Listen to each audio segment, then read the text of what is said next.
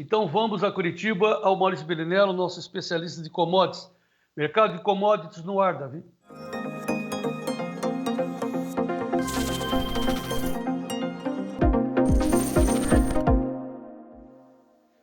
Professor Maurício, muito boa tarde. Fala, João, boa tarde a toda a audiência. E não tem moleza, é aniversário, mas você tem que estar batendo no canal aqui. Parabéns. Muito Obrigado, bom. João, obrigado mesmo. 4,4, mas com um corpinho de 4,39. Muito bem. Maurício, aqui, ó, parabéns, mas o que nós vamos falar é de uma coisa muito séria. Agora há pouco o Paulo Moura disse que a crise no Brasil está contratada. No meio do ano nós vamos ver todas as consequências que começaram com o arrefecimento da economia desde a indicação do Lula, segundo ele, né?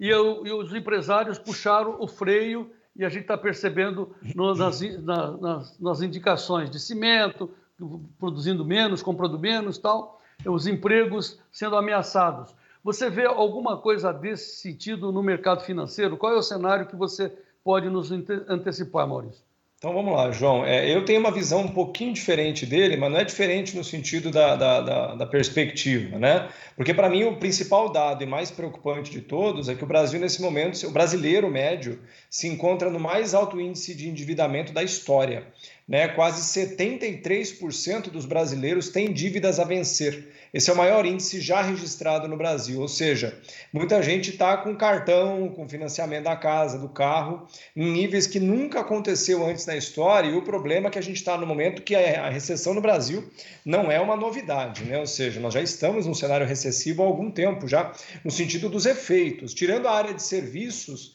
no Brasil, que normalmente são as de menor remuneração, a desindustrialização brasileira é uma realidade, né? Há mais de 20 anos já a gente está nesse processo agora, o que traz um empobrecimento do Brasil.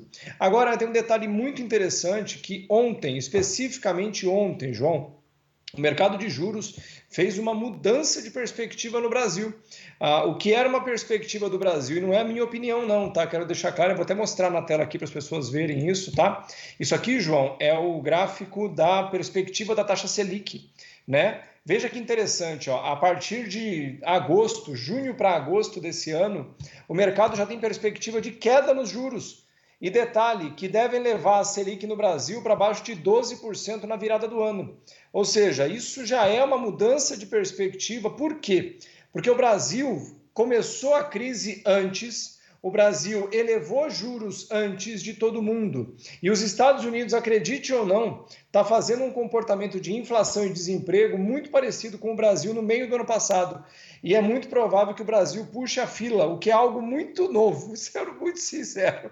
Ninguém nunca viu isso na vida, mas a perspectiva é essa, João, de que nós vamos com juros altos até meio dia do ano, virada do primeiro semestre desse ano, e iniciando uma trajetória de queda nos juros, ainda que muito leve, ou seja, não é uma perspectiva de que a gente veja juros abaixo de 10%, isso não está no radar, mas pelo menos na casa dos 12% parece que é a perspectiva mais presente, não do Maurício, mas dos caras que financiam a nossa dívida, João.